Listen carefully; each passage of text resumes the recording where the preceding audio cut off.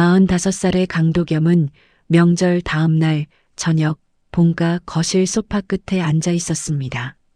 차 한 잔이 손 안에 있었고 입가엔 웃음이 걸려 있었죠. 누가 보아도 평온한 가장의 모습이었습니다. 중견기업의 중간 관리자, 반듯한 헤어스타일, 깔끔한 검정색 니트, 겉으로 보이는 것들은 모두 단정했습니다. 그러나 카메라가 조금 더 가까이 다가간다면 그의 손가락이 찻잔을 조금 더 세게 쥐고 있다는 것을 알 수 있었을 겁니다. 거실엔 명절의 잔향이 남아 있었습니다. 음식 냄새가 아직 가시지 않은 공기, 치워진 밥상 위에 홀로 놓인 식혜 한 잔, 그리고 소파에 기대어 편안하게 앉아 있는 복순의 모습. 73의 복순은 오늘도 며느리가 내온 식혜를 홀짝이며 만족스러운 얼굴을 하고 있었습니다. 그 옆에 앉은 은하는 무릎을 모으고 허리를 곧게 세운 채 입가에 부드러운 미소를 띠고 있었죠. 은하가 입을 열었습니다. 어머니, 저번에 차 트렁크 고무 패킹 망가진 거 기억하세요? 도겸 씨가 내가 고친다 해놓고 3달이 지나도 그대로더라고요. 결국 제가 기사를 불렀죠. 말투는 가벼웠습니다. 웃음기도 섞여 있었죠. 복순이 그 녀석이 또 하며 맞장구를 쳤고 두 사람의 웃음소리가 거실에 잠깐 퍼졌다가 사그라들었습니다. 누가 들어도 사이좋은 가족의 일상적인 농담처럼 들렸을 겁니다. 이웃이 있었다면 참 다정한 집이라고 생각했을 것입니다. 그러나 도겸은 웃지 않았습니다. 정확히는 웃었습니다. 입꼬리가 올라갔고 눈가에 가는 주름도 잡혔습니다. 하지만 그것은 표정을 만드는 근육의 움직임이었을 뿐 그 안에 감정은 없었습니다. 도겸은 오래전부터 그런 웃음을 완성해 두었습니다. 언제 써야 하는지도 정확히 알고 있었죠. 어머니 앞에서 아내의 말이 끝난 직후 그것이 정해진 자리였습니다. 찻잔이 손 안에서 미세하게 흔들렸습니다. 도겸 본인도 느끼지 못할 만큼 아주 작은 떨림이었습니다. 손가락이 잔을 조여지는 것도 의식하지 못했습니다. 몸은 이미 오랫동안 혼자 버텨오는 방법을 익혀둔 것처럼 그렇게 조용히 반응하고 있었습니다. 창밖으로 겨울 나무가 보였습니다. 잎이 하나도 없었습니다. 하지만 남은 나무가 차가운 저녁 하늘을 배경으로 서 있었죠. 도겸의 시선이 잠깐 그쪽으로 향했습니다. 아무것도 생각하지 않는 눈이었습니다. 아무것도 바라지 않는 눈이기도 했습니다. 은하는 여전히 이야기를 이어가고 있었습니다. 복수는 맞장구를 쳤고 두 사람 사이에 따뜻한 대화가 오갔습니다. 도겸은 그 풍경 안에 있었지만 동시에 그 풍경 바깥에 있었습니다. 같은 소파에 앉아 있었지만 전혀 다른 방에 있는 것 같았습니다. 그것이 이상하지 않았습니다. 오래전부터 그래왔으니까요. 이 자리에서 도겸의 역할은 명확했습니다. 웃고 고개를 끄덕이고 말없이 차를 마시는 것. 그 이상도 그 이하도 아니었습니다. 명절 다음 날 저녁의 공기는 어딘가 쓸쓸했습니다. 차가운 바람이 창틈을 비집고 들어오는 소리가 작게 났고 형광등 불빛은 거실을 환하게 밝히고 있었지만 도겸이 앉은 자리만큼은 어딘가 그늘진 것 같았습니다. 그것은 빛의 문제가 아니었습니다. 빛이 닿지 않는 것이 아니라 그 빛이 그에게 스며들지 않는 것이었습니다. 45해를 살아온 남자가 소파 끝에 앉아 있었습니다. 아무도 그를 이상하게 보지 않았습니다. 아무도 그의 손가락이 찻잔을 조여지고 있다는 것을 몰랐습니다. 아무도 그의 웃음이 텅 비어 있다는 것을 알아채지 못했습니다. 단 한 사람 훗날 이 장면을 떠올리며 오래 울게 될 딸 이솔만 빼고 시어머니의 집을 나선 차 안은 조용했습니다. 히터가 돌아가는 낮은 소음과 라디오에서 흘러나오는 노래만이 그 침묵을 채우고 있었죠. 노래의 가사는 괜찮을 거야였습니다. 누군가 위로를 건네려 만든 노래였겠지만 그 순간 그 가사는 도겸의 귀에 닿지 않았습니다. 그저 소음처럼 배경처럼 흘러갈 뿐이었습니다. 도겸이 운전대를 잡고 앞을 바라보았습니다. 도로 위로 가로등 불빛이 일정한 간격으로 이어지고 있었고 차는 그 빛 사이를 조용히 통과하며 나아갔습니다. 빛이 왔다가 사라지고 또 왔다가 사라졌습니다. 도겸의 얼굴이 그 빛 속에서 잠깐씩 드러났다가 다시 어두워졌습니다. 환해졌다 어두워지고 환해졌다 어두워지는 그 반복이 어쩐지 오늘 저녁 그의 하루와 닮아 있었습니다. 은하는 조수석에 앉아 핸드폰 화면을 내려다보고 있었습니다.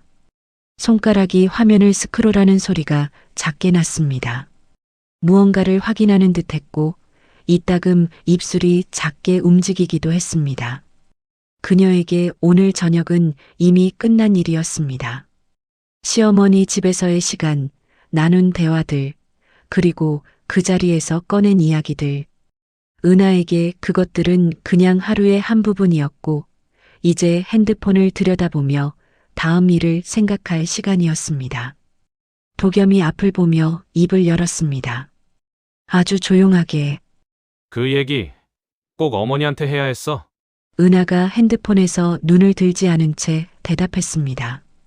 무슨 얘기? 사실인데? 당신 진짜 안 고쳤잖아. 그게 전부였습니다. 은하의 목소리엔 날이 없었습니다.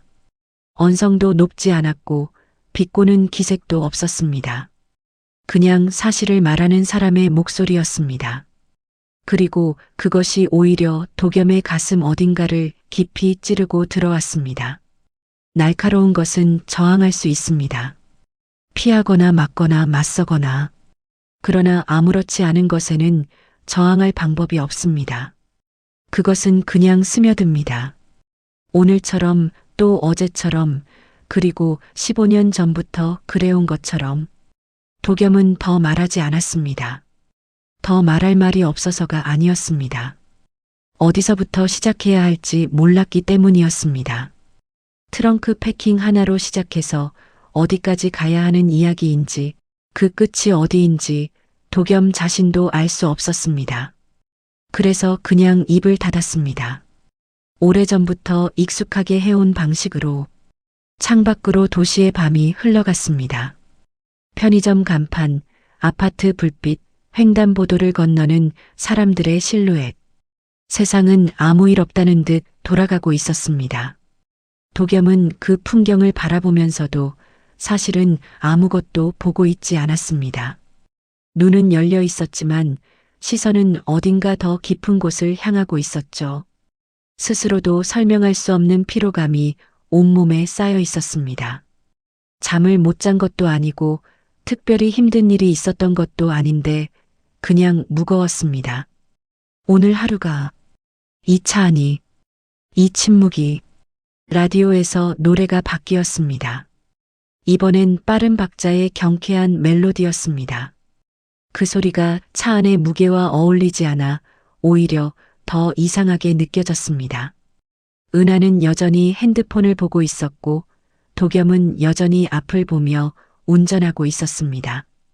두 사람이 같은 차 안에 있었지만 그 공간은 둘로 나뉘어 있었습니다. 각자의 침묵 속에 각자의 방식으로. 가로등 불빛이 또 한 번 도겸의 얼굴을 스쳤습니다. 빛이 왔다가 사라졌습니다. 도겸의 얼굴엔 표정이 없었습니다. 없는 것이 아니라 지운 것이었습니다. 그 구분을 아는 사람은 이 차 안에 없었습니다. 어쩌면 도겸 자신도 그 구분을 잊은 지 오래였는지도 모릅니다. 집까지는 아직 10분이 남아 있었습니다. 다음 날 아침이었습니다. 회사 화장실은 형광등 불빛 아래 하얗고 차가웠습니다. 세면대가 일렬로 늘어서 있었고 그 위로 거울이 이어져 있었죠. 출근 시간이 막 지난 터라 화장실 안은 비어 있었습니다.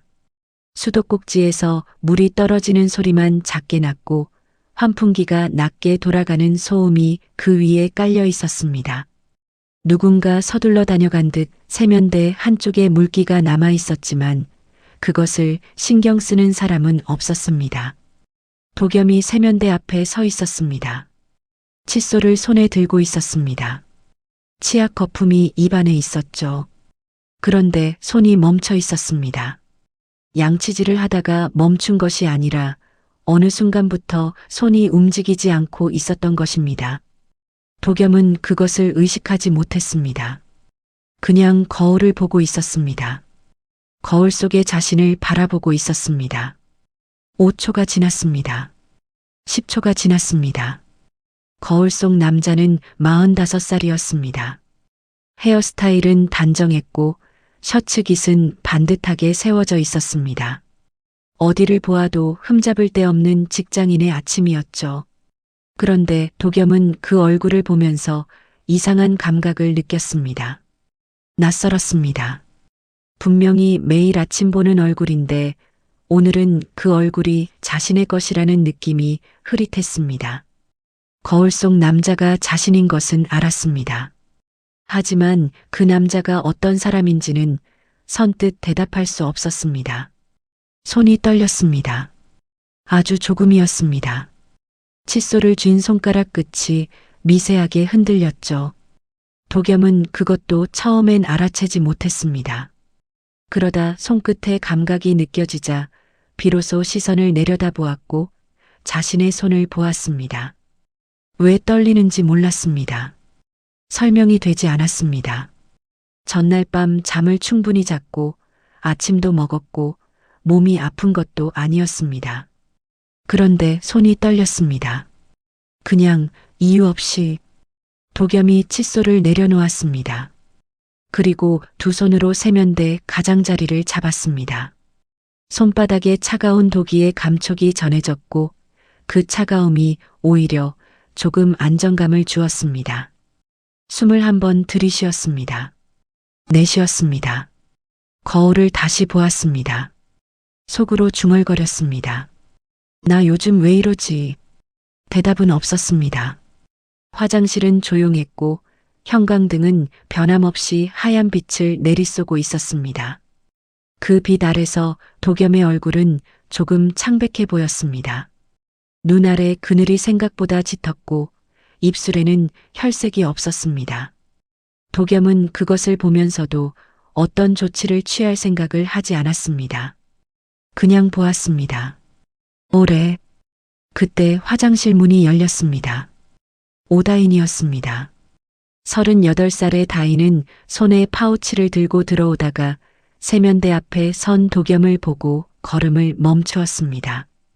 양치도 마치지 않은 채 세면대 가장자리를 두 손으로 잡고 거울을 바라보고 있는 남자. 그 모습이 뭔가 이상하다는 것을 다인은 단번에 알아챘습니다. 직관적인 사람이었습니다. 그녀의 눈이 도겸의 등을 잠깐 살폈고 거울 속에서 두 사람의 시선이 마주쳤습니다. 다인은 아무 말도 하지 않았습니다. 안부를 묻지도 않았고 괜찮냐고 묻지도 않았습니다. 그냥 조용히 뒤로 물러났습니다. 그리고 왔던 것처럼 조용히 문을 닫고 나갔습니다. 발소리도 거의 없었습니다. 화장실엔 다시 도겸 혼자였습니다. 형광등 소리, 환풍기 소리, 수도꼭지에서 떨어지는 물소리, 그리고 세면대를 잡고 거울을 바라보는 한 남자의 숨소리. 도겸은 한참을 그 자리에 서 있었습니다. 서 있는 것 외에 무엇을 해야 할지 알 수 없었기 때문입니다. 그것이 그날 아침 도겸이 할 수 있는 전부였습니다.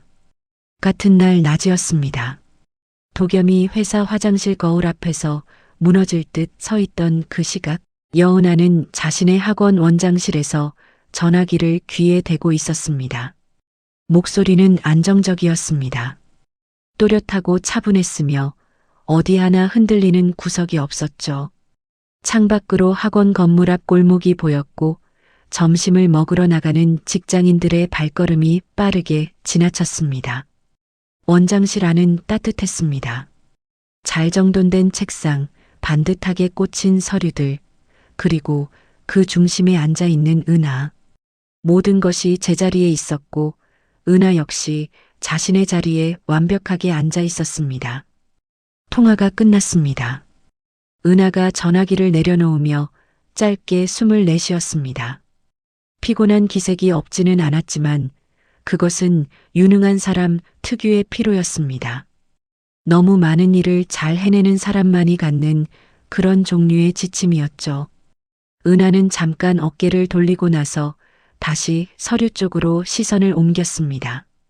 오후 수업 시간표, 학부모 면담 일정, 다음 달 커리큘럼 검토, 해야 할 일들이 줄지어 기다리고 있었습니다. 그때 문이 노크 없이 열리며 부원장 최여진이 커피 2잔을 들고 들어왔습니다. 학원을 함께 꾸려온 오랜 동료였습니다. 여진이 컵을 내려놓으며 자리에 앉았고 두 사람 사이에 잠깐의 여유가 생겼습니다. 창밖 햇빛이 원장실 바닥에 비스듬히 들어와 있었고 커피 향이 공간을 부드럽게 채웠습니다. 여진이 말했습니다. 원장님은 어떻게 이걸 다 혼자 하세요? 진심으로. 은하가 피식 웃었습니다. 자연스러운 웃음이었습니다. 그리고 커피를 한 모금 마시며 대답했습니다. 남편이요? 저 혼자 다 해요. 의지하면 제가 더 힘들어서. 여진이 감탄한 듯 고개를 끄덕였습니다. 대단하다는 말이 이어졌고 은하는 그 말을 겸손하게 받아넘겼습니다. 대화는 자연스럽게 다음 화제로 넘어갔습니다. 학부모 민원, 강사 채용, 겨울 방학 특강 일정. 은하는 그 모든 것을 막힘없이 이야기했습니다. 머릿속에 이미 정리가 되어 있는 사람처럼 필요한 것들을 빠르고 정확하게 짚어나갔습니다. 은하에게 그것은 자랑이 아니었습니다. 사실을 말한 것이었습니다. 실제로 그녀는 혼자 해왔습니다. 학원도 살림도 아이 교육도 도겸이 나서지 않으면 자신이 했고 도겸이 잊어버리면 자신이 챙겼습니다. 그것이 반복되다 보니 어느 순간부터 처음부터 혼자 하는 것이 더 빠르고 편해졌습니다. 그리고 그것이 또 반복되다 보니 도겸이 없어도 아무 문제가 없는 구조가 완성되었습니다. 은하는 그 구조를 효율이라고 생각했습니다. 의지하면 더 힘들다는 말도 진심이었습니다. 하지만 그 말이 남편을 설명하는 방식으로 굳어진 것이, 그리고 그 설명이 시어머니 앞에서도 직장, 동료 앞에서도 학부모 앞에서도 반복된 것이 도겸이라는 사람을 어떻게 만들어가고 있는지는 생각해 본 적이 없었습니다. 생각할 필요를 느끼지 못했습니다. 사실이었으니까요. 적어도 은하의 눈에는.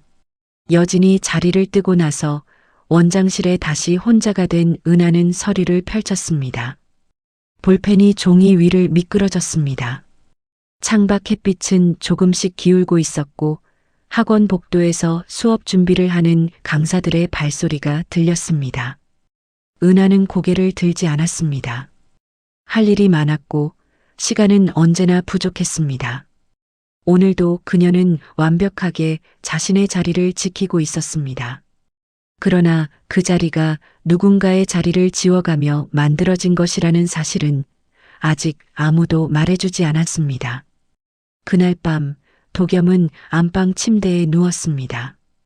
불을 끈 방 안은 어두웠고 창문 틈으로 가로등 불빛이 가늘게 들어와 천장에 희미한 선을 만들고 있었습니다. 은하는 아직 거실에 있었습니다. 이따금 핸드폰 알림 소리가 들렸고 무언가를 타이핑하는 소리가 벽을 넘어왔습니다. 도겸은 천장을 바라보며 눈을 감지 않았습니다. 잠이 오지 않았습니다. 몸은 피곤했지만 머릿속 어딘가에서 무언가가 계속 돌아가고 있었습니다. 멈추지 않는 무언가가.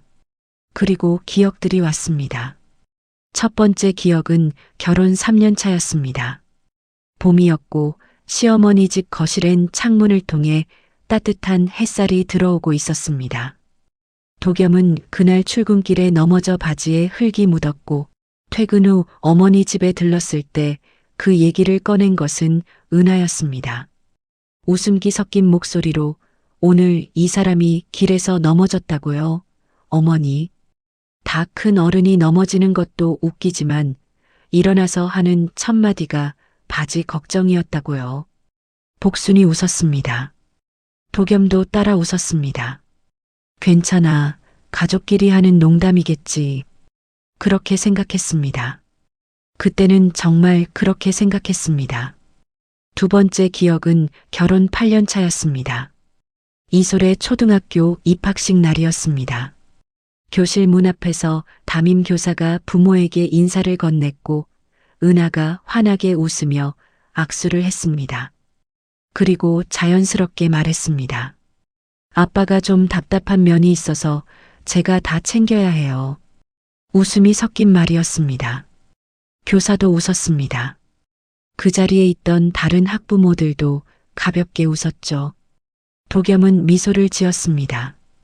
이미 그런 웃음을 짓는 법을 익혀둔 뒤였습니다. 그때 이솔이 작은 손으로 도겸의 손을 꼭 잡았습니다. 꽤 오래 놓지 않았습니다. 8살짜리 아이가 무언가를 알고 있었는지 그냥 아버지가 좋아서였는지 도겸은 그것을 묻지 않았습니다. 세 번째 기억은 결혼 13년 차였습니다. 도겸의 진급이 탈락한 해였습니다. 인사 결과를 통보받은 날 저녁 도겸은 어머니 집에 들렀습니다. 위로를 받고 싶었던 것인지 그냥 어딘가에 있고 싶었던 것인지 자신도 잘 알지 못했습니다. 복순이 밥을 차려주었고 밥을 먹는 동안 복순이 조심스럽게 말을 꺼냈습니다. 은하가 그러던데 내가 회사에서도 좀 아쉬운 점이 있다고. 위로를 하려는 말이었을 겁니다. 그 말의 의도가 나쁘지 않았다는 것을 도겸도 알고 있었습니다. 그러나 그 순간 도겸의 눈이 흔들렸습니다. 아내가 어머니에게 그 말까지 했구나. 그 생각이 들었습니다. 숟가락을 내려놓지 않으려고 애를 썼습니다.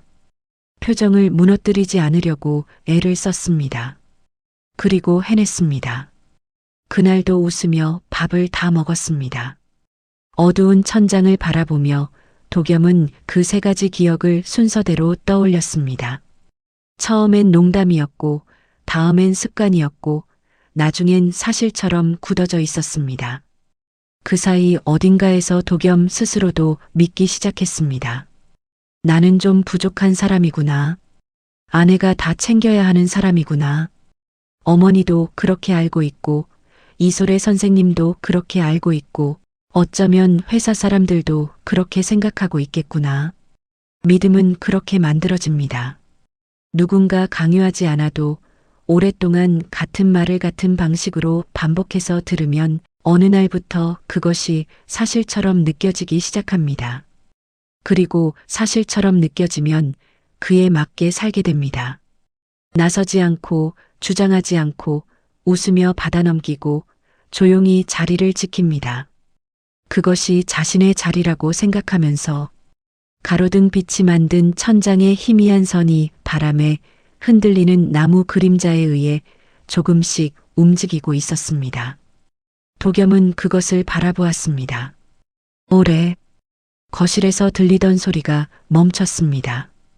은하가 방으로 들어왔고 침대에 누웠습니다. 잠시 후 그녀의 숨소리가 고르게 가라앉았습니다. 잠이 든 것이었습니다. 도겸은 여전히 눈을 뜨고 있었습니다. 15년이 지나 있었습니다. 그 15년이 어디로 갔는지, 그리고 그 사이 자신이 어디로 갔는지, 도겸은 그날 밤 처음으로 그 질문 앞에 혼자 서 있었습니다. 병원은 예상보다 평범한 곳이었습니다. 건물 4층, 엘리베이터에서 내리면 바로 보이는 유리문.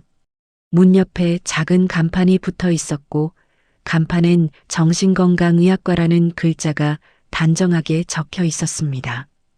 도겸은 그 문 앞에서 잠깐 멈추었습니다. 안으로 들어가기 전에 복도를 한번 둘러보았습니다. 아무도 없었습니다. 그제야 문을 열었습니다.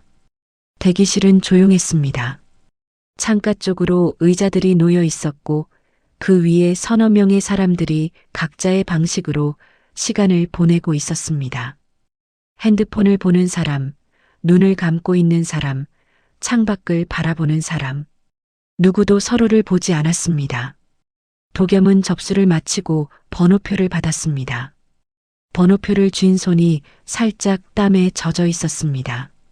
자리를 찾아 앉았습니다. 창가에서 두 번째 의자였습니다.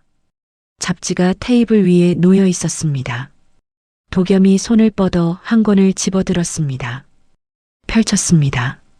그런데 글자들이 눈에 들어오지 않았습니다. 시선은 페이지 위에 있었지만 내용이 머릿속으로 연결되지 않았습니다. 단어들이 그냥 흘러갔습니다. 도겸은 잡지를 덮어 테이블 위에 내려놓았습니다. 그리고 번호표를 내려다보았습니다. 숫자를 보았습니다. 그 숫자도 그냥 숫자였습니다. 대기실 벽에 시계가 걸려 있었습니다. 째깍째깍. 그 소리가 유독 크게 들렸습니다. 주변 사람들에게도 그렇게 들리는지 알 수 없었지만 도겸의 귀에는 다른 모든 소리를 밀어내고 그 소리만 남는 것 같았습니다. 째깍, 째깍, 째깍. 시간이 가고 있다는 증거. 그 시간이 어디로 가는 것인지는 알 수 없었습니다. 번호가 호출되었습니다. 도겸이 자리에서 일어났습니다.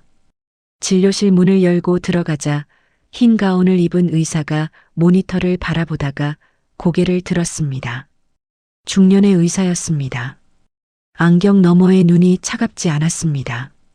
도겸에게 앉으라고 손짓했습니다. 도겸이 의자에 앉았습니다. 두 사람 사이에 책상이 있었고 책상 위엔 검사 결과지가 놓여 있었습니다. 며칠 전 다른 병원에서 받아온 것이었습니다. 도겸은 그것을 가지고 오기까지 일주일이 걸렸습니다. 의사가 결과지를 살펴보다가 말했습니다. 중등도 우울증입니다. 꽤 오래되셨을 것 같아요. 도겸이 그 말을 들었습니다. 중등도, 우울증, 그 단어들이 공중에 잠깐 떠 있는 것 같았습니다. 심각한 것도 아니고 가벼운 것도 아닌 중간 어딘가. 도겸은 그 단어들을 받아들이는데 시간이 조금 필요했습니다. 의사가 다시 물었습니다. 언제부터 이런 증상이 있으셨나요? 도겸이 잠시 생각했습니다. 정말로 생각해 보려 했습니다. 언제부터였을까? 손이 떨리기 시작한 것은 최근이었습니다. 잠을 자도 피곤한 것은 몇 달 전부터였습니다. 아무것도 하고 싶지 않다는 생각은 그것은 언제부터였는지 기억이 나지 않았습니다. 너무 오래되어서 그것이 자신의 원래 상태인지 아니면 어느 시점부터 달라진 것인지 구분이 되지 않았습니다. 잘 모르겠어요. 오래된 것 같습니다. 의사가 고개를 끄덕였습니다. 그리고 천천히 설명을 이어갔습니다. 우울증은 갑자기 오는 것이 아니라는 것, 오랜 시간 동안 쌓인 스트레스와 감정의 억압이 어느 임계점을 넘으면 이런 방식으로 나타난다는 것, 그리고 치료는 충분히 가능하다는 것. 의사의 목소리는 차분했고 설명은 친절했습니다. 도겸은 그 말들을 들으면서 고개를 끄덕였습니다. 이해가 되었습니다. 머리로는. 그런데 가슴 어딘가에서 전혀 다른 감각이 올라왔습니다. 억울함도 아니었고 슬픔도 아니었습니다. 그냥 허탈함이었습니다. 오래된 것 같다고 스스로 말해놓고 그 오래된 시간이 얼마인지 가늠이 되지 않는다는 것. 자신이 언제부터 이렇게 되었는지 모른다는 것. 그 사실이 묘하게 가슴을 눌렀습니다. 진료실 창밖으로 햇빛이 있었습니다. 맑은 날이었습니다. 빛이 창문을 통해 바닥까지 길게 들어와 있었죠. 도겸은 그 빛을 바라보았습니다. 따뜻해 보였습니다. 분명히 따뜻할 것이었습니다. 그러나 그 빛이 자신에게 닿는다는 느낌이 들지 않았습니다. 빛은 거기 있었고 도겸은 여기 있었습니다. 그 사이 어딘가에 보이지 않는 벽이 있는 것 같았습니다. 처방전을 받아들고 진료실을 나섰습니다. 대기실을 지나 엘리베이터를 탔습니다. 문이 닫혔습니다. 도겸은 처방전을 내려다보았습니다. 작은 글씨들이 적혀 있었습니다. 약 이름들이었습니다. 엘리베이터가 내려가는 동안 도겸은 그 종이를 조심스럽게 접었습니다. 그리고 재킷 안주머니에 넣었습니다. 가슴 가까운 곳에 저녁 6시였습니다. 집안에 노을빛이 들어와 있었습니다. 현관문을 열고 들어온 도겸은 외투를 벗어걸면서 잠깐 멈추었습니다. 집안 어딘가에서 이솔의 방 불빛이 새어나오고 있었습니다.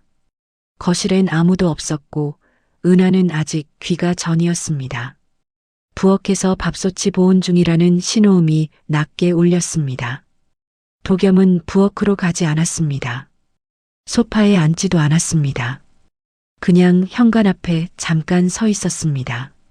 신발을 벗은 채로 양말 바닥이 차가운 마루에 닿은 채로 이솔의 방 앞까지 걸어갔습니다. 문이 닫혀 있었습니다.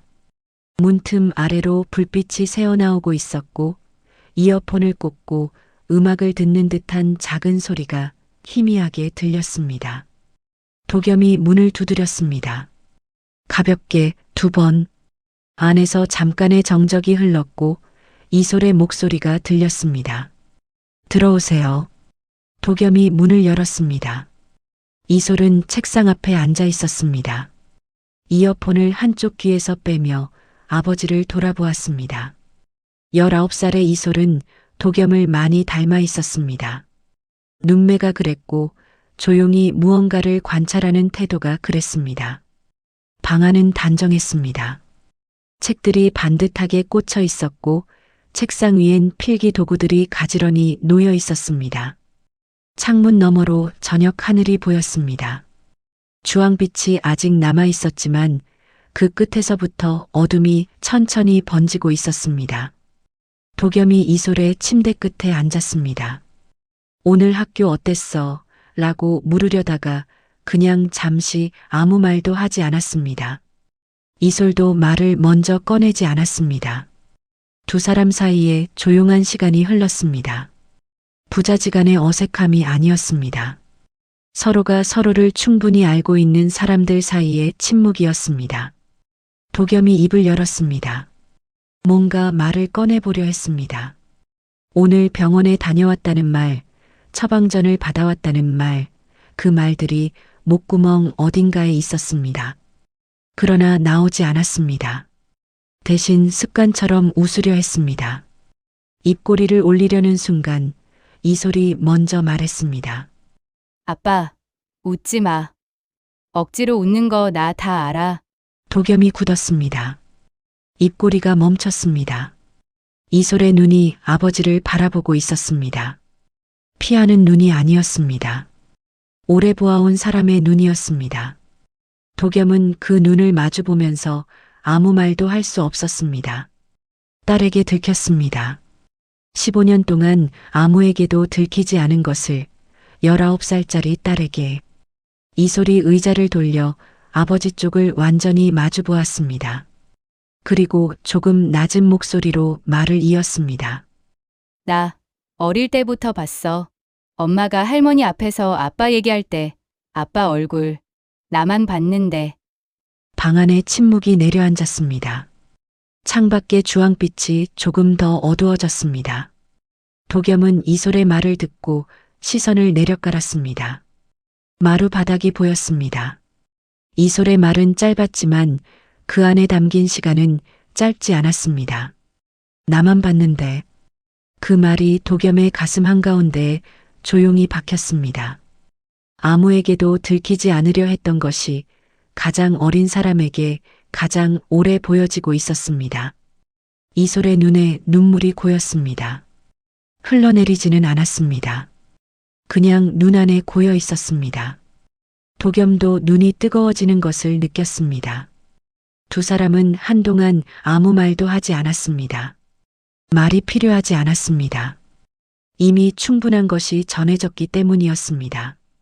이솔이 천천히 손을 뻗어 아버지의 손 위에 자신의 손을 올려놓았습니다. 작은 손이었습니다. 도겸은 그 손의 온기를 느끼며 눈을 감았습니다. 창밖에서 바람 소리가 났습니다. 저녁 바람이었습니다. 하늘은 이미 거의 어두워져 있었습니다. 이솔의 방 불빛만이 따뜻하게 켜져 있었고 그 안에 아버지와 딸이 나란히 앉아 있었습니다. 말없이 손을 맞댄 채로 그것으로 충분한 저녁이었습니다. 주말 낮이었습니다. 하늘은 맑았지만 바람이 찼습니다. 겨울이 아직 물러가지 않은 날씨였고 길 위에는 발걸음을 재촉하는 사람들이 외투깃을 세우고 지나쳤습니다. 도겸은 혼자 차를 몰았습니다. 조수석은 비어 있었습니다. 내비게이션에 찍힌 목적지는 시어머니 복순의 집이었습니다. 은하에게는 말하지 않았습니다. 말해야 한다고 생각하지 않았습니다. 처음으로 이 집을 혼자 찾아가는 길이었습니다. 차 안은 조용했습니다. 라디오를 켜지 않았습니다. 도겸은 그 조용함 안에서 자신이 무슨 말을 하러 가는 것인지 생각했습니다. 정확한 계획은 없었습니다. 따지러 가는 것도 아니었고 하소연하러 가는 것도 아니었습니다. 그냥 묻고 싶었습니다. 어머니의 눈에 자신이 어떻게 보였는지, 15년 동안 며느리의 말을 들어온 어머니가 아들을 어떤 사람이라고 생각하고 있는지, 그것이 궁금했습니다. 두렵기도 했지만 더 이상 모른 채로 있는 것이 더 두려웠습니다. 복순의 집 앞에 차를 세웠습니다. 시동을 끄고 잠깐 앉아 있었습니다. 핸들 위에 손을 올려놓은 채로 앞 유리 너머 건물 입구를 바라보았습니다. 사람들이 드나들었습니다. 장을 봐온 아주머니, 유모차를 끄는 젊은 부부, 택배 상자를 들고 계단을 오르는 배달원. 평범한 낮의 풍경이었습니다. 도겸은 그 풍경을 잠깐 바라보다가 차 문을 열었습니다. 초인종을 눌렀습니다. 잠시 후 인터폰에서 복순의 목소리가 들렸습니다. 누구야? 도겸입니다. 짧은 침묵이 흘렀습니다. 그리고 문이 열렸습니다. 복순이 현관에 서서 아들을 보았습니다. 놀란 얼굴이었습니다. 은하 없이 혼자 온 아들을 마지막으로 본 것이 언제인지 기억이 나지 않을 만큼 오래된 일이었습니다. 어쩐 일이야 혼자. 복순의 목소리에 반가움과 당혹감이 섞여 있었습니다. 도겸이 들어왔습니다. 거실은 익숙한 모습이었습니다. 소파, 텔레비전, 창가에 놓인 화분들. 명절 때 왔을 때와 같은 자리에 같은 것들이 있었습니다. 다른 것이 있다면 오늘은 은하가 없다는 것이었고 밥상도 차려져 있지 않다는 것이었습니다. 복순이 물을 가져오겠다며 부엌으로 갔습니다. 도겸은 소파에 앉았습니다. 늘 앉던 자리였습니다. 그런데 오늘은 그 자리가 다르게 느껴졌습니다. 더 넓은 것 같기도 했고 더 조용한 것 같기도 했습니다. 복순이 물컵을 들고 돌아와 도겸 앞에 내려놓았습니다. 그리고 맞은편 소파에 앉으며 물었습니다. 밥은 먹었어? 도겸이 고개를 끄덕였습니다. 복순이 또 물었습니다. 은하는? 도겸이 대답했습니다. 학원에요. 그 이후로 대화가 이어지지 않았습니다.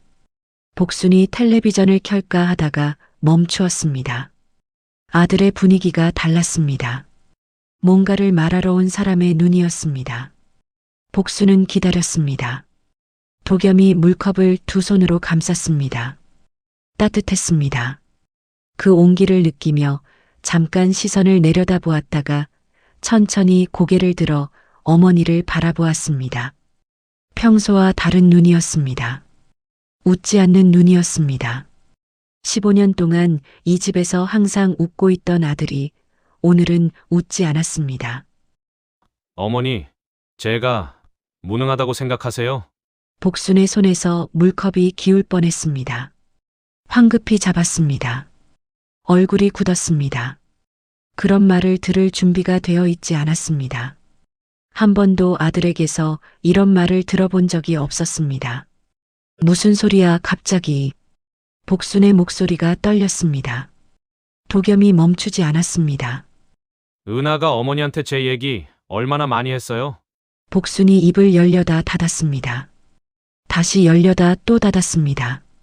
거실에 침묵이 내려앉았습니다. 창밖에서 바람 소리가 들렸습니다. 화분의 잎이 미세하게 흔들렸습니다. 복순의 눈이 흔들렸습니다. 아들의 눈을 마주보지 못했습니다.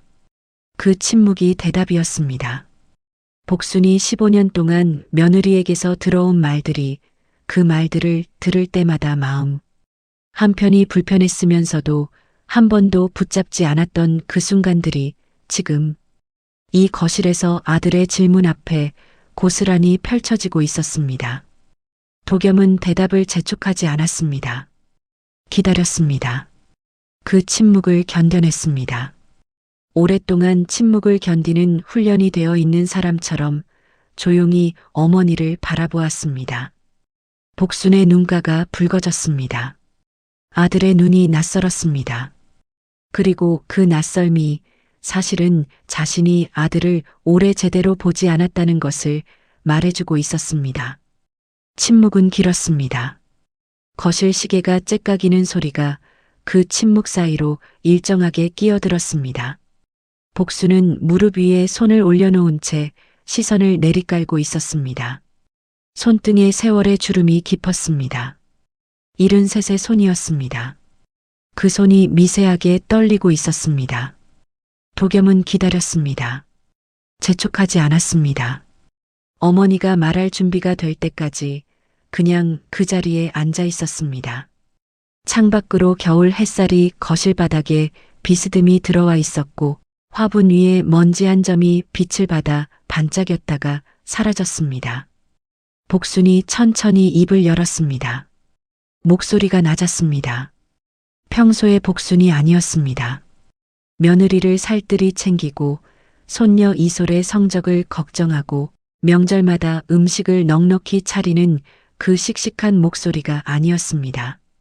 오래된 것을 꺼내는 사람의 목소리였습니다. 그게 은하가 걱정이 돼서 한 말이겠지.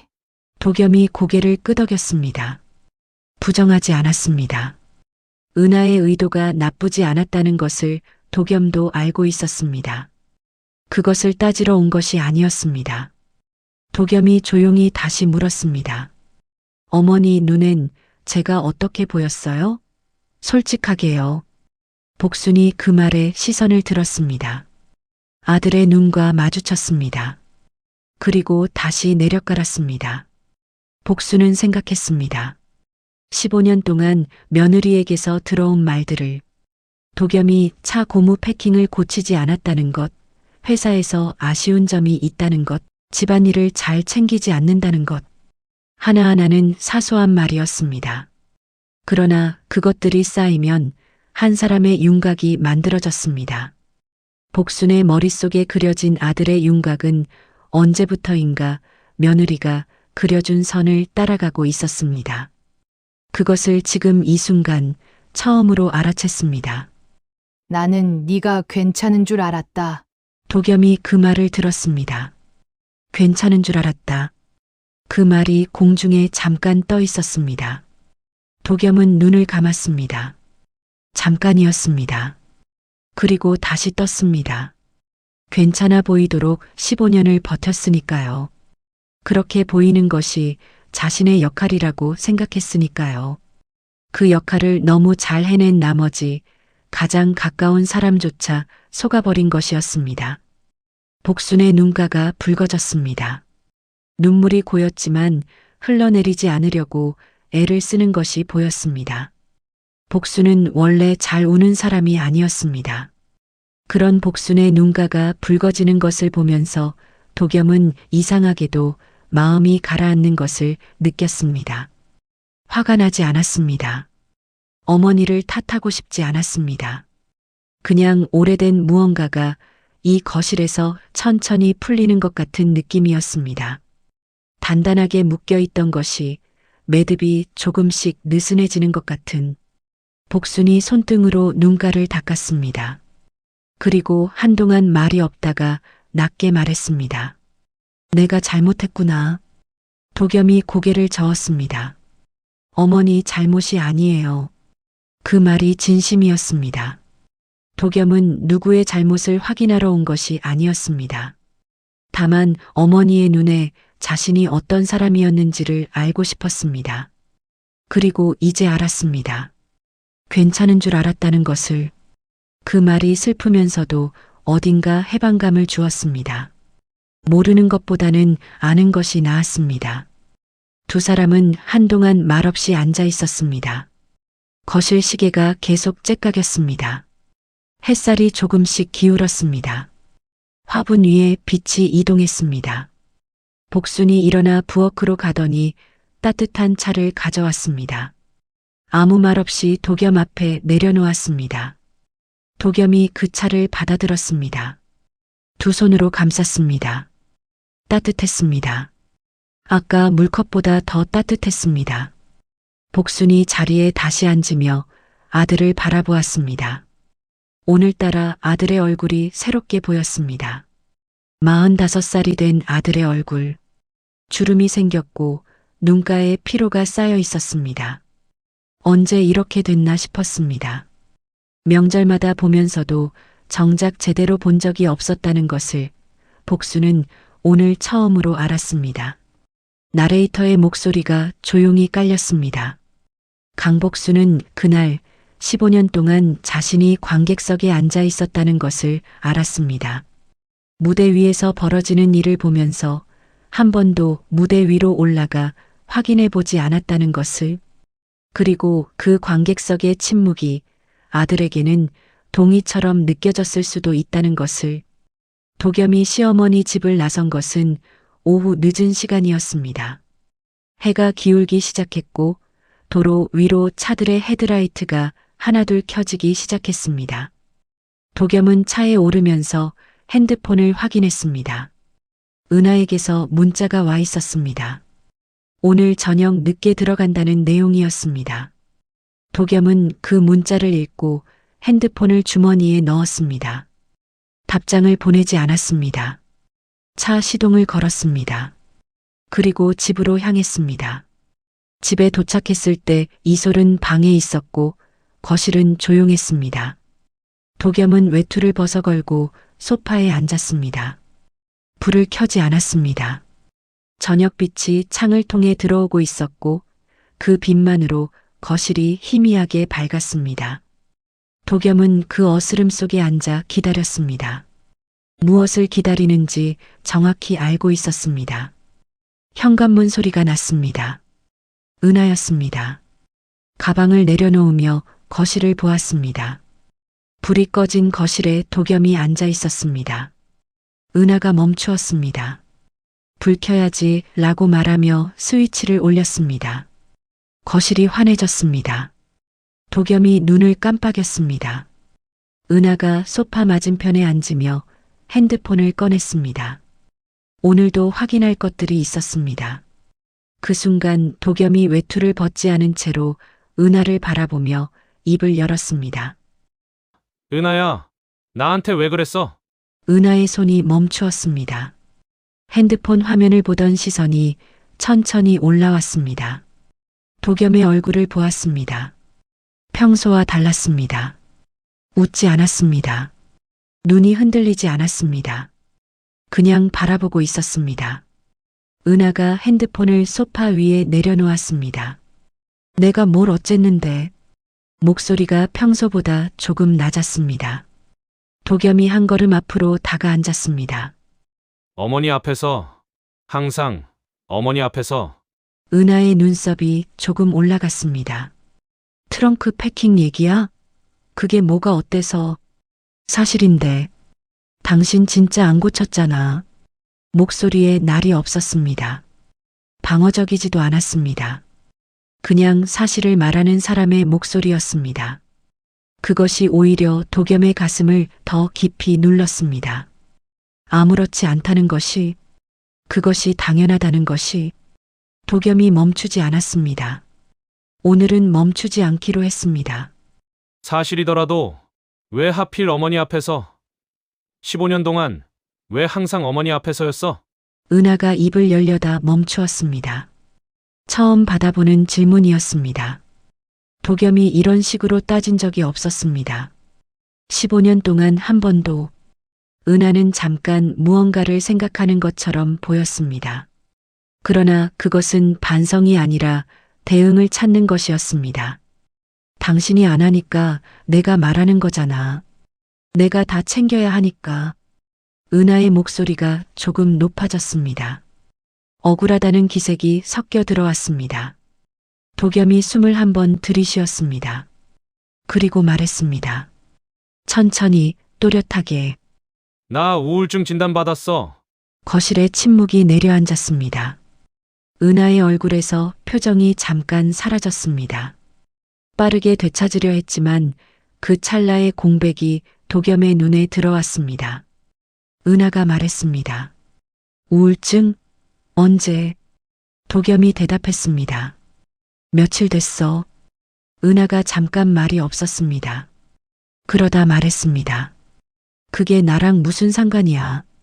목소리가 떨렸습니다.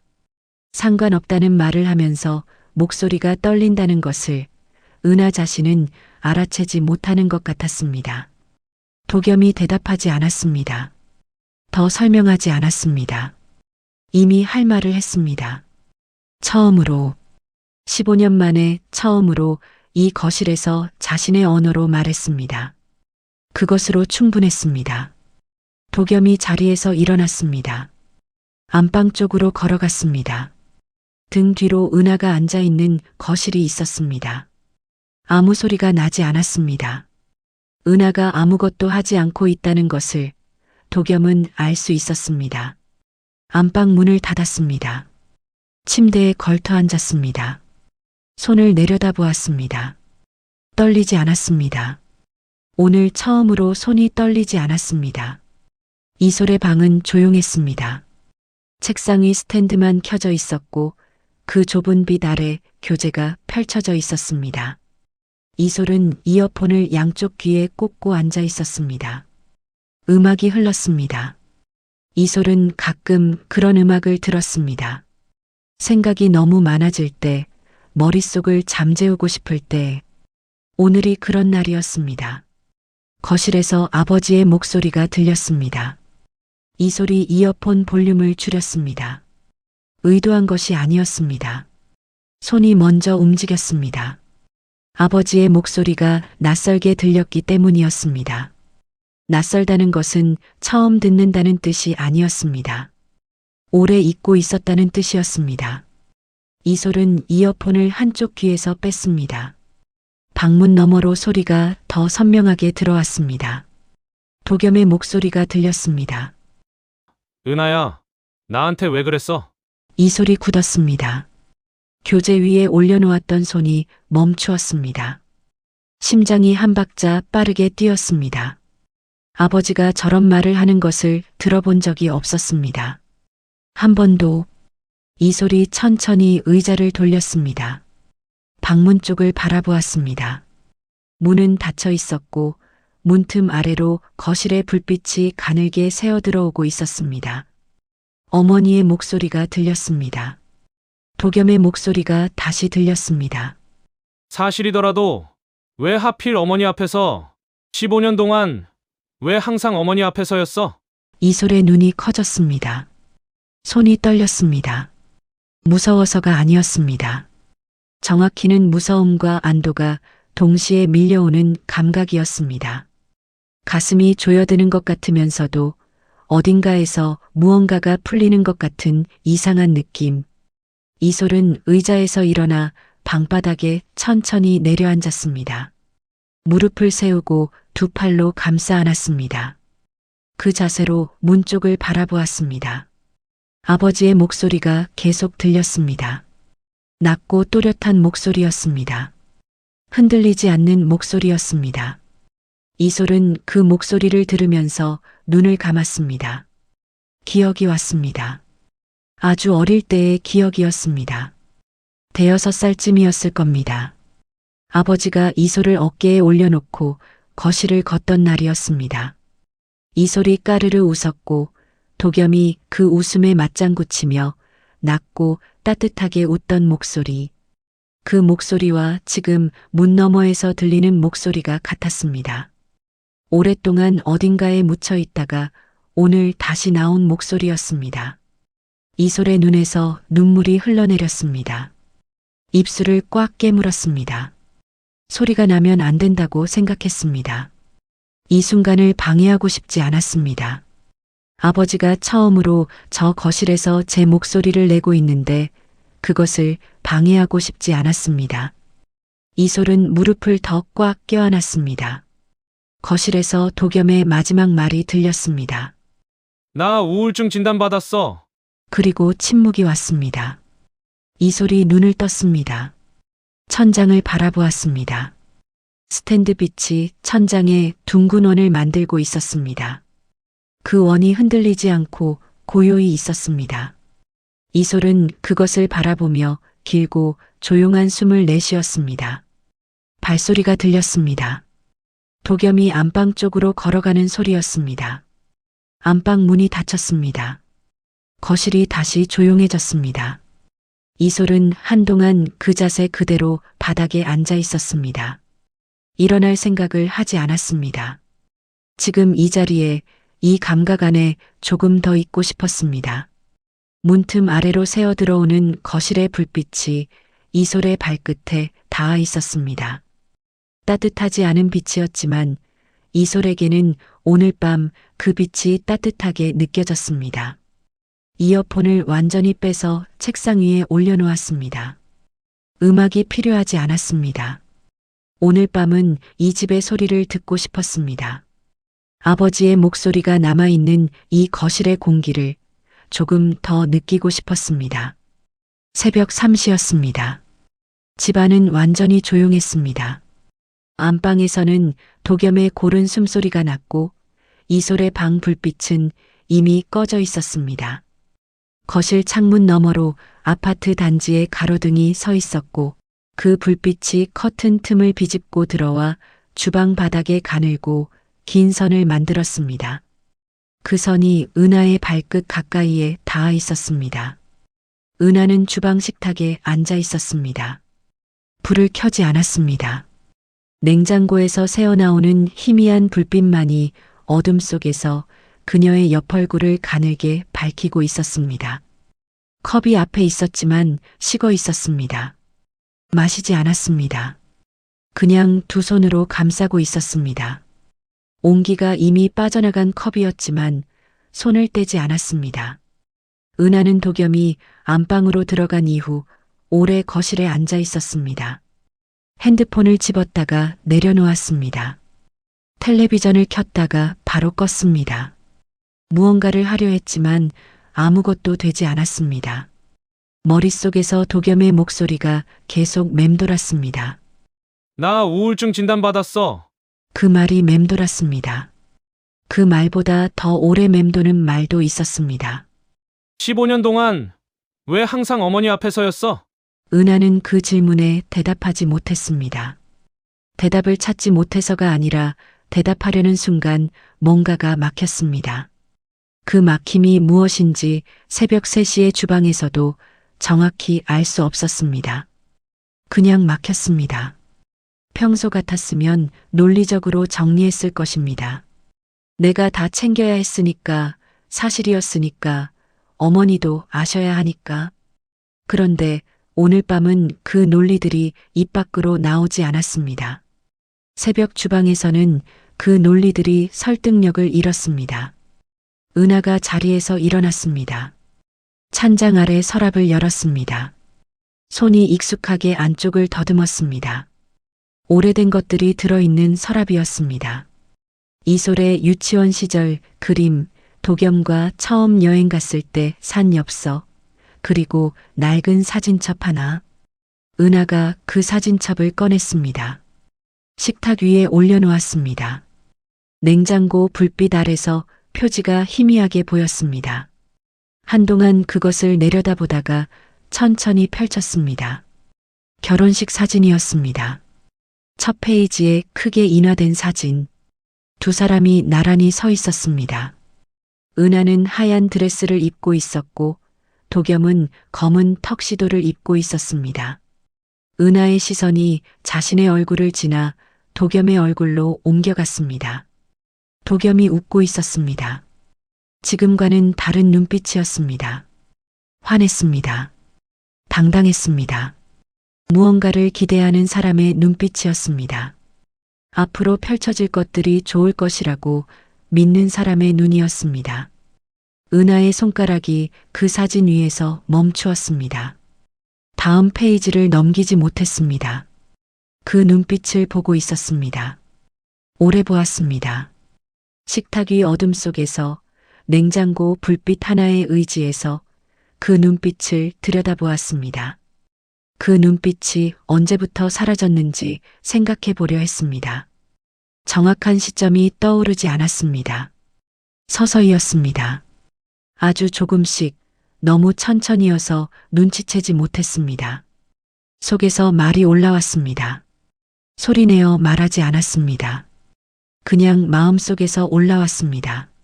내가 저 눈빛을 지운 건가? 그 생각이 올라오는 순간 은하의 손이 사진첩 위에서 가볍게 떨렸습니다. 울지 않았습니다. 눈물이 나오지 않았습니다. 울 자격이 있는지 몰랐습니다. 억울하지 않았습니다. 억울해야 하는 사람이 자신이 아니라는 것을 오늘 밤 처음으로 느꼈습니다. 창밖에서 바람 소리가 났습니다. 새벽 바람이었습니다. 겨울 끝자락의 바람이라 여전히 차가웠지만 그 안에 아주 희미하게 봄의 냄새가 섞여 있었습니다. 은하는 그것을 맡지 못했습니다. 사진첩을 보고 있었습니다. 도겸의 눈빛을 보고 있었습니다. 그리고 오래, 아주 오래 그 자리에 앉아 있었습니다. 새벽 3시에 주방에서 불도 켜지 않은 채로 차갑게 식은 컵을 손에 쥐고 상담실은 작고 조용한 방이었습니다. 창문이 하나 있었고 그 창문으로 오전 햇살이 비스듬히 들어왔습니다. 빛이 바닥에 사각형을 만들었고 그 사각형이 시간이 지나면서 조금씩 이동했습니다. 책장에는 두꺼운 책들이 꽂혀 있었고 테이블 위에 화분 하나가 놓여 있었습니다. 작은 화분이었습니다. 잎이 3장뿐인 화분이었는데 그 3장이 모두 짙은 초록빛으로 건강했습니다. 도겸은 기다리는 동안 그 화분을 바라보았습니다. 3장의 잎, 많지 않지만 살아있는 것들. 상담사가 들어왔습니다. 40대 초반의 여성이었습니다. 안경을 쓰고 있었고 목소리가 낮고 안정적이었습니다. 도겸과 마주 앉으며 오늘은 어떠세요? 라고 물었습니다. 의례적인 질문이 아니었습니다. 정말로 묻는 사람의 눈이었습니다. 도겸이 잠깐 생각하다가 대답했습니다. 지난주보다는 나은 것 같아요. 상담사가 고개를 끄덕이며 어떤 점에서 그렇게 느끼셨나요? 라고 물었습니다. 도겸이 지난주에 있었던 일들을 천천히 이야기했습니다. 어머니를 혼자 찾아간 것, 거실에서 아내에게 처음으로 말을 꺼낸 것, 우울증 진단 사실을 직접 전한 것. 말하면서 목소리가 고르게 유지되었습니다. 떨리지 않았습니다. 이미 일어난 일들이었고 이미 감당한 일들이었기 때문이었습니다. 상담사가 들으면서 중간중간 짧은 말로 반응했습니다. 그랬군요. 쉽지 않으셨겠어요. 그 말들이 과하지 않았습니다. 딱 필요한 만큼이었습니다. 도겸이 이야기를 마쳤습니다. 상담실에 잠깐 침묵이 흘렀습니다. 창문으로 들어오는 햇살이 바닥의 사각형을 조금 더 이동시켰습니다. 도겸이 그 빛을 바라보다가 조심스럽게 입을 열었습니다. 말하기 전에 잠깐 망설였습니다. 어리석은 질문처럼 들릴 수도 있다는 것을 알았습니다. 그래도 물어야 했습니다. 오래 혼자 품고 있었던 질문이었습니다. 저 진짜 무능한 사람 아니죠? 상담실이 조용해졌습니다. 도겸이 질문을 해놓고 시선을 내려깔았습니다. 테이블 위 화분에 3장의 잎이 보였습니다. 상담사가 바로 대답하지 않았습니다. 잠깐의 침묵이 있었습니다. 그 침묵이 불편하지 않았습니다. 상담사가 제대로 된 말을 고르고 있다는 것을 느낄 수 있었습니다. 그리고 상담사가 또렷하게 말했습니다. 강도겸 씨, 그 질문을 스스로 할 수 있다는 게 이미 답이에요. 도겸이 그 말을 들었습니다. 천천히 들었습니다. 그 질문을 스스로 할 수 있다는 것. 15년 동안 도겸은 그 질문을 하지 못했습니다. 하려는 생각조차 하지 못했습니다. 이미 답이 정해진 것처럼 살았습니다. 아내가 반복해서 그려준 윤곽을 따라 어머니가 고개를 끄덕이며 확인해준 그 윤곽을 따라 자신이 무능하다는 것을 사실처럼 받아들이며 살았습니다. 그런데 오늘 이 작은 상담실에서 그 질문을 스스로 꺼냈습니다. 내가 진짜 무능한 사람이냐고. 그것을 의심했습니다. 그 의심이 이미 답이라는 말이었습니다. 도겸이 눈을 내려깔았습니다. 입술이 아주 조금 움직였습니다. 웃음인지 울음인지 경계에 있는 표정이었습니다. 눈이 뜨거워졌습니다. 참았습니다. 참다가 참지 않아도 된다는 것을 깨닫고 그냥 두었습니다. 눈물이 한 방울 떨어졌습니다. 테이블 위에 작은 점을 만들었습니다. 도겸이 그것을 내려다보았습니다. 닦지 않았습니다. 부끄럽지 않았습니다. 오랫동안 부끄러웠던 것들이 오늘은 부끄럽지 않았습니다. 상담사가 조용히 휴지를 내밀었습니다. 아무 말 없이 도겸이 받았습니다. 손에 쥐었습니다. 쓰지 않았습니다. 그냥 쥐고 있었습니다. 창밖 햇살이 조금 더 기울었습니다. 바닥에 사각형이 이동했습니다. 도겸의 발끝에 그 빛이 닿았습니다. 따뜻했습니다. 오늘은 그 빛이 자신에게 닿는다는 느낌이 들었습니다. 벽이 없었습니다. 빛은 거기 있었고 도겸도 거기 있었습니다. 처음으로 같은 자리에. 상담이 끝나고 도겸이 상담실을 나섰습니다. 복도에 햇빛이 들어와 있었습니다. 엘리베이터를 기다리며 창밖을 보았습니다. 하늘이 맑았습니다. 겨울이 끝나가고 있었습니다. 도겸은 그것을 알았습니다. 달력을 보아서가 아니었습니다. 빛의 각도가 달라졌습니다. 공기 안에 무언가 다른 것이 섞여 있었습니다. 오래 닫혀있던 것이 조금씩 열리는 계절의 냄새였습니다. 저녁 5시였습니다. 한강 산책로에 노을이 내려앉고 있었습니다. 강물이 붉게 물들었습니다. 물 위로 빛이 부서지며 흔들렸고 그 빛의 파편들이 강 표면을 가득 채웠습니다. 산책로를 걷는 사람들이 있었습니다. 유모차를 끄는 부부, 이어폰을 꽂고 달리는 젊은이, 벤치에 나란히 앉아 강을 바라보는 노부부. 각자의 속도로, 각자의 방식으로 이 저녁을 보내고 있었습니다. 바람이 불었습니다. 겨울의 끝이었지만 아직 찼습니다. 그 바람 안에 봄의 냄새가 아주 조금 섞여 있었습니다. 맡으려 하지 않으면 느끼지 못할 만큼 희미하게.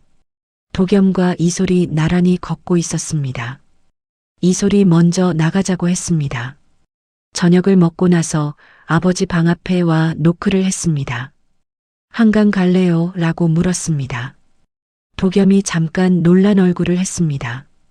그러다 외투를 집어들었습니다. 두 사람은 그렇게 나왔습니다.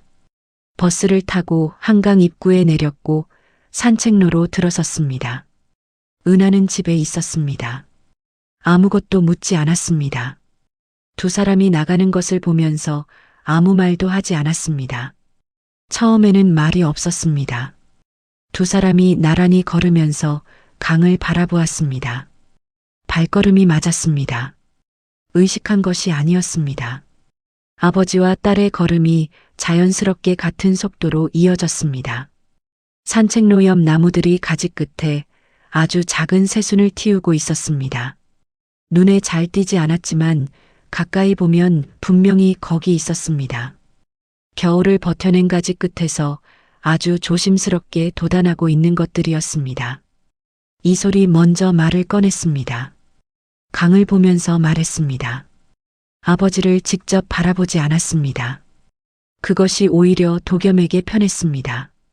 눈을 마주치지 않아도 되는 대화가 때로는 더 솔직해지기도 한다는 것을 두 사람은 오늘 걸으면서 알았습니다. 아빠, 이제 괜찮아? 도겸이 걸음을 늦추었습니다. 완전히 멈추지는 않았습니다. 그냥 조금 천천히 걸었습니다. 그 질문을 받고 바로 대답하지 않았습니다. 서두르지 않았습니다. 괜찮다고 말하는 것이 얼마나 쉬운 일인지 알고 있었습니다. 그러나 오늘은 쉬운 말을 하고 싶지 않았습니다. 이솔에게만큼은 쉬운 말을 하지 않기로 했습니다. 도겸이 강을 바라보며 천천히 입을 열었습니다. 괜찮아지려고 하고 있어. 이솔이 그 말을 듣고 아무 말도 하지 않았습니다. 잠깐이었습니다. 그리고 아버지 팔짱을 꼈습니다. 서두르지 않고 조용히. 도겸이 그 감각을 느꼈습니다. 팔 안쪽으로 전해지는 이솔의 온기였습니다. 이솔이 작게 말했습니다. 그게 더 솔직해서 좋다. 도겸이 피식 웃었습니다. 억지 웃음이 아니었습니다. 얼굴 안쪽에서 올라오는 웃음이었습니다. 오래간만에 그런 웃음이 났습니다. 두 사람이 다시 걷기 시작했습니다. 팔짱을 낀 채로 강물 위로 노을이 더 깊어졌습니다. 주황빛이 붉어졌고 붉어진 빛이 다시 보랏빛으로 번지기 시작했습니다. 하루 중 가장 짧은 시간에만 볼 수 있는 색깔들이었습니다. 서두르면 놓치는 것들이었습니다. 도겸이 그 색깔들을 바라보았습니다. 오래 바라보았습니다. 발걸음을 멈추지 않으면서도 시선은 강 위에 두었습니다. 저 빛이 저기 있다는 것을 알았습니다. 그리고 그 빛이 자신에게도 닿고 있다는 것을 느꼈습니다. 이솔이 팔짱을 낀 채로 하늘을 올려다보았습니다. 별이 하나 나왔습니다. 아직 어스름이 남아있는 하늘에 별 하나가 먼저 나와 있었습니다. 이솔이 말했습니다. 저거 봐요, 아빠. 도겸이 고개를 들었습니다. 별을 보았습니다. 오래간만에 하늘을 올려다보았습니다. 얼마 만인지 기억이 나지 않았습니다. 고개를 들 여유가 없었던 것인지, 고개를 들 마음이 없었던 것인지, 그것도 분명하지 않았습니다. 다만 오늘은 고개가 들렸습니다. 자연스럽게 이솔이 이끌어 주었기 때문이기도 했고, 오늘의 도겸이 그럴 수 있는 사람이 되었기 때문이기도 했습니다. 두 사람의 그림자가 산책로 위에 길게 뻗었습니다. 나란한 그림자였습니다. 아버지와 딸의 그림자가 같은 방향으로 누워 있었습니다. 바람이 한번 불었습니다. 이솔의 머리카락이 날렸고 도겸의 외투 자락이 펄럭였습니다. 그 바람 속에서 두 사람은 멈추지 않고 걸었습니다. 한강의 저녁이 그렇게 지나가고 있었습니다. 아직 다 괜찮지 않지만 괜찮아지려 하는 사람과 그 곁에서 팔짱을 낀 채 걷는 사람. 그것으로 오늘 저녁은 충분했습니다. 며칠이 지났습니다. 계절이 아주 조금 바뀌어 있었습니다. 눈치채지 못할 만큼 조금이었지만 분명히 바뀌어 있었습니다.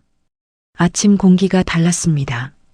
여전히 차가웠지만 그 차가움 안에 무언가 부드러운 것이 섞여 있었습니다. 출근길 사람들의 옷이 조금씩 얇아졌고 나무가지 끝에 새순이 며칠 전보다 조금 더 돋아나 있었습니다. 봄이 오고 있었습니다. 아직 왔다고 말하기엔 이른 봄이었지만 오고 있다는 것은 분명했습니다. 도겸은 평소와 같은 시간에 일어났습니다. 세면대 앞에 섰습니다. 칫솔에 치약을 짰습니다. 양치질을 시작했습니다. 손이 움직였습니다. 멈추지 않았습니다. 거울 속 자신이 보였습니다. 도겸은 그 얼굴을 보면서 계속 손을 움직였습니다. 양치질을 마쳤습니다. 물로 입을 헹궜습니다. 세면대에 물이 흘러내렸습니다. 수도꼭지를 잠갔습니다. 그리고 거울을 보았습니다. 같은 거울이었습니다. 같은 형광등 아래였습니다. 그러나 오늘의 도겸은 달랐습니다. 세면대 가장자리를 두 손으로 잡지 않았습니다. 손이 떨리지 않았습니다. 거울 속 남자를 보면서 낯설다는 생각이 들지 않았습니다. 자신이었습니다. 45살의 강도겸이었습니다. 중견기업의 중간관리자였고 우울증 치료를 받고 있는 사람이었고 19살 딸과 한강을 걸었던 아버지였고 처음으로 아내에게 왜 그랬냐고 물은 남편이었습니다. 그 모든 것이 자신이었습니다. 오늘은 그것을 알아볼 수 있었습니다. 넥타이가 약간 틀어져 있었습니다. 도겸이 거울을 보며 손을 들었습니다. 천천히 넥타이를 바로잡았습니다. 서두르지 않았습니다. 왼쪽으로 조금, 다시 오른쪽으로 조금. 제자리를 찾았습니다. 손을 내렸습니다. 거울 속 남자가 단정해졌습니다. 도겸이 그 모습을 보았습니다. 오래 보지 않았습니다. 딱 필요한 만큼만 보았습니다. 그것으로 충분했습니다. 화장실 문이 열렸습니다. 다인이었습니다. 손에 파우치를 들고 들어오다가 세면대 앞에 도겸을 보았습니다. 같은 장소, 같은 시간, 같은 두 사람. 그러나 이번에는 달랐습니다. 도겸이 무너질 듯 서 있지 않았습니다. 세면대를 두 손으로 잡고 있지 않았습니다. 거울을 보며 넥타이를 고쳐 맨 사람의 뒷모습으로 서 있었습니다. 다인이 그 모습을 보았습니다. 조용히 물러나지 않았습니다. 세면대 옆에 서며 자연스럽게 말했습니다. 강 과장님, 오늘 좀 달라 보여요? 도겸이 거울을 보며 짧게 대답했습니다. 그래요? 그리고 웃었습니다. 억지로 만든 웃음이 아니었습니다. 입꼬리만 올린 웃음이 아니었습니다. 얼굴 안쪽에서 올라오는 웃음이었습니다. 다인이 그 웃음을 보았습니다. 무슨 말을 더 할 수도 있었지만 하지 않았습니다. 그냥 파우치를 열며 자신의 일을 시작했습니다. 도겸이 화장실을 나섰습니다. 복도였습니다. 아침 햇살이 창문을 통해 들어와 있었습니다. 복도 바닥에 빛의 사각형이 만들어져 있었고 도겸이 그 빛 속으로 걸어 들어갔습니다. 발바닥으로 빛을 밟는 감각이 있었습니다. 아무것도 아닌 감각이었지만 오늘은 그것이 느껴졌습니다. 복도 끝에서 동료 한 명이 걸어오며 고개를 끄덕였습니다. 도겸이 고개를 끄덕였습니다. 사무실 문이 보였습니다. 도겸이 그 문을 향해 걸었습니다. 멈추지 않았습니다. 서두르지도 않았습니다. 그냥 걸었습니다. 자신의 속도로.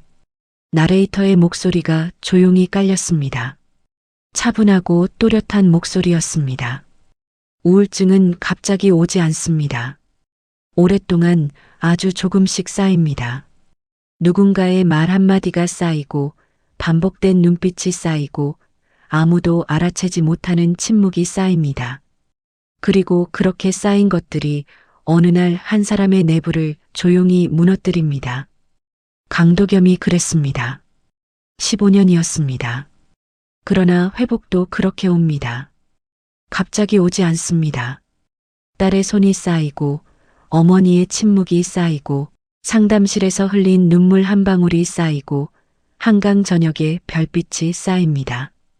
그렇게 조금씩 아주 조금씩 다시 자신을 알아가는 것입니다. 마지막 장면이었습니다. 도겸이 사무실 문을 열었습니다. 안으로 들어갔습니다. 문이 닫혔습니다. 복도에 햇살만 남았습니다. 빛의 사각형이 바닥 위에 고요히 있었습니다. 아무도 없는 복도에서 그 빛이 혼자 따뜻했습니다. 화면이 천천히 어두워졌습니다. 그리고 자막이 올라왔습니다. 대한민국 성인 4명 중 1명은 평생 한 번 이상 정신건강 문제를 경험합니다. 당신 옆에 사람이 혹은 당신 자신이 강도겸일 수 있습니다. 말하지 못한 것들이 있다면 오늘 한마디만 꺼내보세요.